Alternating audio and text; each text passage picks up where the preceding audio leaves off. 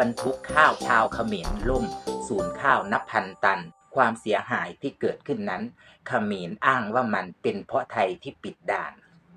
ขอถามหน่อยเถอะค่ะทั้งชีวิตเคยทำผิดบ้างไหมคะหรือว่าชินชากับการโทษคนอื่นจนเป็นสันดานปากบอกไทยให้ปิดด่านไปเลย500 ปีบอกให้ลองดูสิว่าเขมรจะตายไหม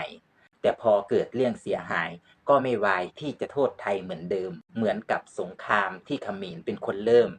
ก็ทำแบบเดิมๆซ้ำๆคือใส่ร้ายเพราะสาเหตุที่ฮุนเซนโกรธเกลียดไทยคือเขมรนั้นตกอยู่ใต้เป็นเบี้ยล่างไทยตลอดมากิเลสหนาบ้าอำนาจจึงอาฆาตไทยอยากยิ่งใหญ่กว่าวางแผนไว้โค่นล้มไทยหลายสิบปีผ่านมาพร้อมทั้งปิดหูปิดตาประชาชนเขมรแดงเลือดยังข้นสันดานโจรทำหน้าที่